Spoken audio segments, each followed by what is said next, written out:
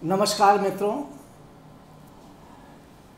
आज मैं आपको ग्रहों के राजा सूर्य के महापरिवर्तन के बारे में बताने जा रहा हूँ। महापरिवर्तन मैंने इसलिए बोला कि जब सूर्य उच्च का होता है तो भी एक महापरिवर्तन होता है, और जब सूर्य नीच का होता है तो भी एक महापरिवर्तन होता है। क्योंकि ऐसी स्थिति में वर्ष भर, जो साल भर सूर्य की गति होती है, परिवर्तन होता है, परंतु जब नीच का या उच्च का होकर बैठता है तो ये स्थिति बिल्कुल अलग ही होती है। इसका असर हम सब लोगों के जीवन में कहीं ज़्यादा पड़ता है। तो मित्रों, अब स्थिति कुछ ऐसी हो गई है कि 17 अगस्त को सूर्य ग्रह नीच के होने जा रहे हैं। अब आप सोच ही सकते हैं कि ग्रहों का राजा सूर्य, जिसका इतना बड़ा प्रभाव होता है, अगर वो नीच का होकर बैठेगा 1 माह के लिए, तो ये 1 माह में वो ज़रूर हम लोगों की राशि में, हम लोगों की कुंडली पर, हम लोगों के जीवन पर असर डालेगा। तो दोस्तों, सूर्य ग्रह का नीच का होना और तुला राशि में बैठना आपकी राशि पर क्या प्रभाव डालेगा, आज मैं इसके बारे में आपको बताने जा रहा हूँ। तो आइए शुरू करते हैं। परंतु इससे पहले मैं आप लोगों से अनुरोध करूँगा कि मेरे YouTube चैनल को आप लोग ज़्यादा से ज़्यादा सब्सक्राइब करें, अपने मित्रों से भी कहें, ज़्यादा से ज़्यादा ग्रुपों में बात करें और YouTube चैनल को सब्सक्राइब करें। साथ साथ फेसबुक, इंस्टाग्राम वगैरह में जाके आप मेरे वीडियो देख सकते हैं। मेरे लाइव टेलीकास्ट में आप अपने प्रश्न पूछ सकते हैं और वहाँ भी आप अपने कमेंट्स और लाइक कर सकते हैं। सबसे पहले प्रारंभ करने जा रहा हूँ मैं मेष राशि से। मित्रों, मेष राशि का स्वामी, जैसा कि आप जानते हैं, मंगल होता है और मेष सूर्य की उच्च राशि है। परंतु जो स्थितियाँ बन रही हैं उस हिसाब से अगर देखा जाए तो मेष राशि के 7वें स्थान पे सूर्य और बुध का बुधादित्य योग बन रहा है। सूर्य और बुध का बुधादित्य योग भले हो, परंतु सूर्य जो है वो मेष राशि पर अपनी नीच राशि में बैठा है और 7वें स्थान पर बैठा है। 7वां स्थान पति का होता है, व्यापार का होता है, बिजनेस का होता है, पार्टनरशिप का होता है।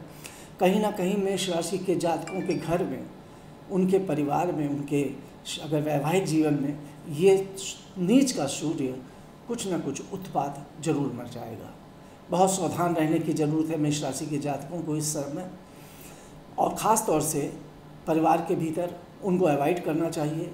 कोई लड़ाई झगड़ा, किसी प्रकार का वाद विवाद, अपनी बोली पर कंट्रोल करना, गुस्सा पे कंट्रोल करना, आवेश में ना आना, ख़ास तौर से अपने पति के साथ, अपने पार्टनर के साथ या अपने बिजनेस में। 1 माह का समय है, थोड़ा सा सतर्क होकर, थोड़ा सा अगर आप इस समय को काट लेंगे तो आने वाले समय में आपको स्थितियां सामान्य होती चली जाएंगी। इसके बाद आते हैं वृष राशि के ऊपर।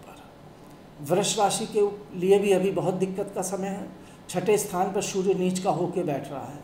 6ठा स्थान वैसे तो आपके शत्रुओं का नाश करेगा, आपकी रोग बीमारी से भी आपकी रक्षा करेगा, परंतु कहीं ना कहीं आपको हानि का भी अंदेशा रहेगा। कुछ ना कुछ हानि आपको ज़रूर हो सकती है। कोई नुकसान, कोई बड़ा नुकसान, कहीं पैसा फंसना, कहीं पैसे का रुकना, कुछ अप्रत्याशित आपके गुप्त शत्रु भी पैदा हो सकते हैं। ऐसे शत्रु जो आपको आपकी नॉलेज में नहीं है, ख़ास तौर से आपके थोड़ा जो राजकीय सेवा में जो लोग हैं या जो काम और बिजनेस में लगे हुए हैं, व्यापार में लगे हुए हैं, उन लोगों को ध्यान रखना चाहिए कि कहीं ना कहीं कोई उनके साथ विश्वासघात तो नहीं कर रहा। इस बात का वृष राशि वालों को विशेष ध्यान देना चाहिए और स्वास्थ्य के प्रति भी इस समय आप बिल्कुल केयरफुल रहिएगा। तीसरी राशि मिथुन राशि। मिथुन राशि को बुध बहुत अच्छा फल दे रहा था, काफ़ी खुशी का माहौल है, काफ़ी रोमांटिक माहौल था, एजुकेशन से संबंधित भी उनके काम बनना शुरू हो गए थे। परंतु अब नीच का सूर्य वहाँ पर प्रविष्ट हो गया है और बुध को तो आदित्य कर ही रहा है, परंतु सूर्य वहाँ पर आकर अपना फल जरूर देगा। अब जो कुछ आपको इधर ज़्यादा मिल रहा था, जो आपके जीवन में एक रोमांच की स्थिति बन रही थी, लाभ की स्थिति बन रही थी, कई प्रकार के संबंध आपके स्थापित हो रहे थे, मित्रता बन रही थी, अब उसमें आपकी कमी आना शुरू हो जाएगी, क्योंकि ये सूर्य कहीं ना कहीं उस क्षेत्र में हानि पहुंचाने की काम करेगा। चूँकि ये नीच का है, इसलिए ये वहाँ पे अपनी नीचता जरूर दिखाएगा। कुछ आपको सावधान रहना चाहिए, कहीं छिपे हुए शत्रुओं से भी सावधान रहना चाहिए, कहीं ऐसा ना हो कोई ऐसी बात जो आपने छिपा के रखी हो उजागर हो जाए। इस तरह की भी बदनामी के भी अंदेशे बनते हैं, इसलिए थोड़ा सावधानी से मिथुन राशि वालों को चलना पड़ेगा। मिथुन राशि के बाद आते हैं कर्क राशि। कर्क राशि का स्वामी चंद्रमा है और सूर्य कर्क राशि के चतुर्थ स्थान पर पहुंच गया है। चौथा स्थान गाड़ी घोड़ा वाहन और प्रॉपर्टी का होता है। यहाँ पर सूर्य कर्क राशि के जातकों को जहाँ कर्म क्षेत्र में मजबूत करेगा और उनके कामों में अच्छी प्रोग्रेस देगा, काम उनके बढ़ेंगे। जहाँ उनका प्रमोशन अगर रुका होगा तो प्रमोशन होने के चांसेस नज़र आएंगे। जहाँ कहीं भी कोई उनको अगर एडमिनिस्ट्रेटिव जॉब के लिए अप्लाई कर रहे हैं तो वो भी फ़ायदा देगा, परंतु कुछ ना कुछ आपको गाड़ी घोड़ा वाहन से परेशान होना पड़ेगा। पैसा रुपया फालतू खर्च होगा आपका, आपकी गाड़ी है, मकान है या प्रॉपर्टी है, इस पर आपका खर्चा होना शुरू हो जाएगा और कुछ ऐसी स्थिति बनेगी कि इस समय आपको अपनी माता से भी और उनकी सेहत का भी बहुत ज़्यादा ख्याल रखना चाहिए। कर्क राशि के बाद आते हैं सिंह राशि के ऊपर। सिंह राशि का स्वामी स्वयं सूर्य है और सिंह राशि के तीसरे स्थान अर्थात पराक्रम भाव पर नीच के होकर बैठ गए हैं।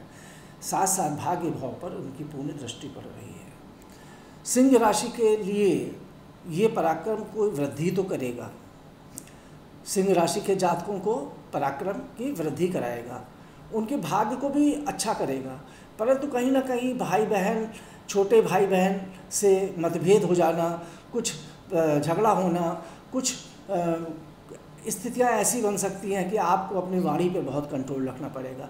सिंह राशि के जातकों को विशेष रूप से अपने क्रोध पर बहुत कंट्रोल करना चाहिए, क्योंकि वो गुस्सा आवेश में आकर कुछ ऐसी बातें बोल जाएंगे इस टाइम पर कि वो बातें उनके परिवार में, उनके घर वालों में, उनके भाई बहनों में कहीं ना कहीं उनको हर्ट कर जाएगी।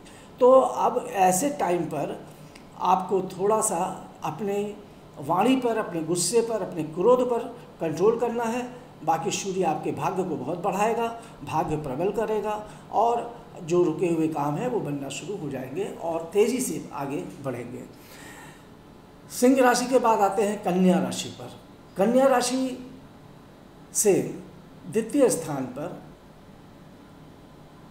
सूर्य नीच के होके जा रहे हैं। बुध ऑलरेडी कन्या राशि के द्वितीय स्थान पर बैठे हुए हैं। अब जहाँ तक रहती है धन की स्थिति, तो कहीं ना कहीं धन सूर्य देगा, परंतु बहुत सी रुकावटें भी देगा, क्योंकि नीच का है।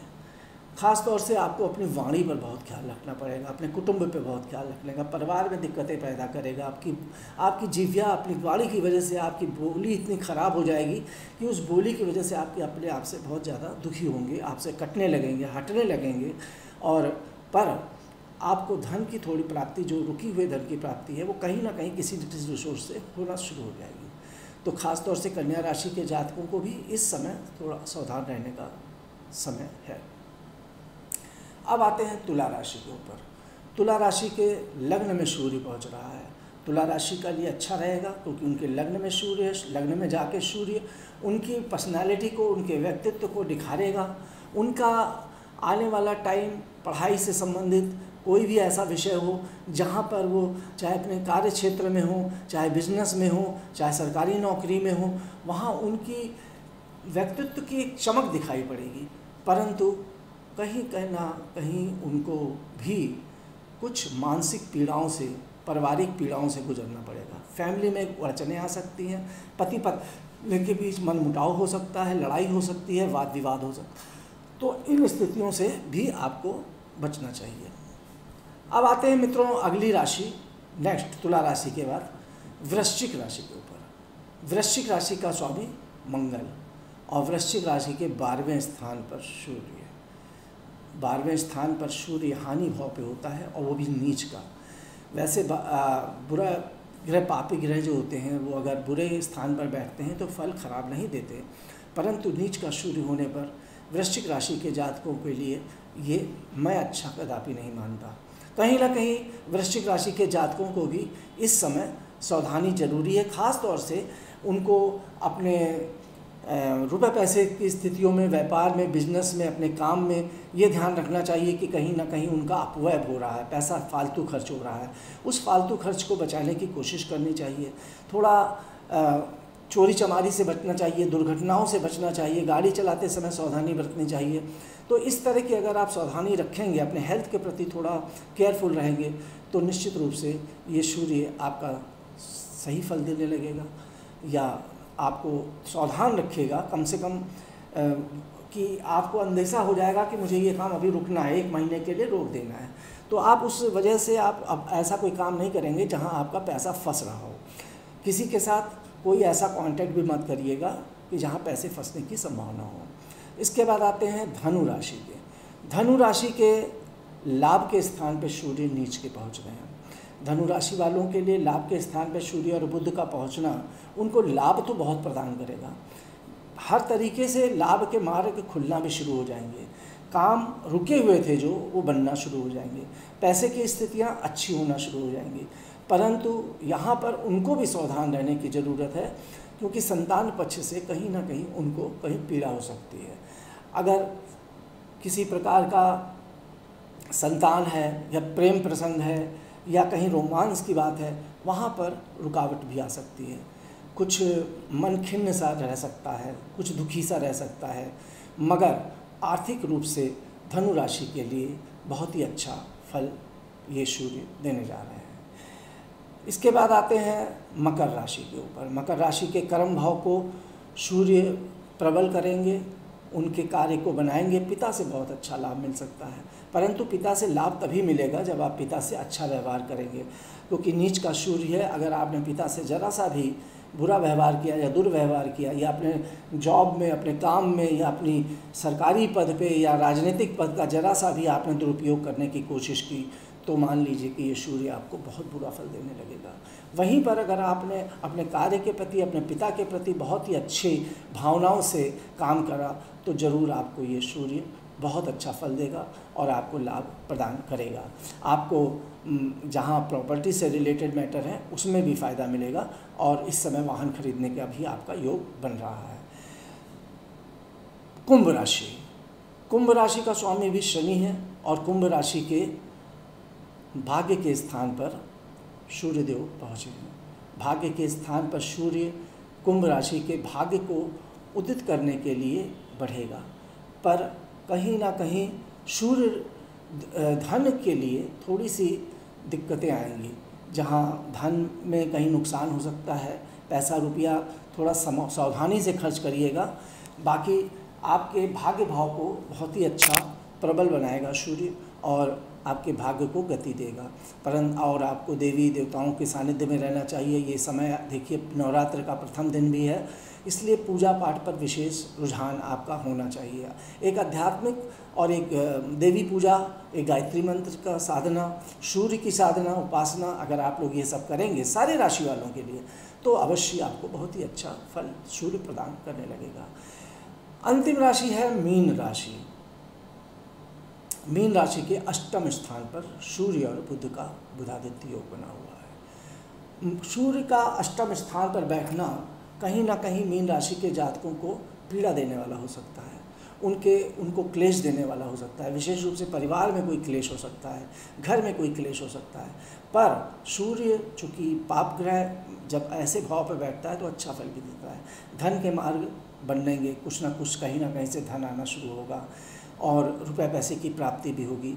परंतु फिर भी मीन राशि के जातकों को कहीं से गुप्त धन की प्राप्ति भी हो सकती है। एक ऐसा धन जो उनकी नॉलेज में ना हो और एक अच्छे रूप से बड़ा गुप्त धन उनको प्राप्त हो सकता है। मन में उनके कुछ शंकाएं रहेंगी, शक रहेगा, कुछ गुप्त शत्रु या गुप्त ऐसा भय उनको व्याप्त होगा।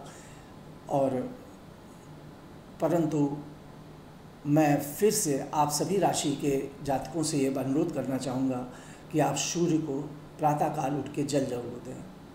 और मित्रों, सूर्य को जल दें और सूर्य के मात्र एक ओम गणेश सूर्याय नमः मंत्र, बहुत से मंत्र हैं, आप गूगल पर सर्च कर लें, सूर्य का कोई भी एक मंत्र आप अवश्य मन में जाप करें जब जल दें। प्रातःकाल सूर्यदेव जब उदय होते हैं, आपका नेत्र सूर्यदेव की तरफ जाता है, तो हाथ जोड़कर सूर्य को प्रणाम अवश्य करें। इसी के साथ मित्रों, आदित्य स्रोत का भी पाठ करें, गायत्री मंत्र का भी पाठ करें। नवरात्रि आ रही है, नवरात्र के 9 दिन बहुत अच्छी साधना करें तो मानी बात है आपके ऊपर सूर्य का कोई भी दुष्परिणाम या दुर्भाव नहीं देखने को मिलेगा। सूर्य से संबंधित इस समय दान भी बहुत ज़रूरी है। ऐसे टाइम पर आप लाल चीज़ों का दान कर सकते हैं, गुड़ का दान कर सकते हैं। कोई भी अच्छा काम आप करेंगे तो मानी बात है सूर्य प्रसन्न होंगे। सूर्य आपकी राशि में पिता के तुल्य होते हैं, पिता के समान माना गया है, और पिता की का ही इस सूर्य को समझते हैं। तो इसमें आप जैसे पिता की सेवा होती है, उसी तरह सूर्य की उपासना कीजिए और अपने सूर्य को पिता मानते हुए उनसे मांगिए, उनसे प्रार्थना करिए कि वो आपके जीवन में अच्छा फल दें। इसी के साथ मित्रों, आज का ये वीडियो मैं यहीं पे ख़त्म करता हूँ। आप लोगों से ये अनुरोध करूँगा कि मेरे चैनल को सब्सक्राइब अवश्य करें। इसी तरीके से आपको मैं जानकारियाँ देता रहूँगा। बहुत बहुत धन्यवाद।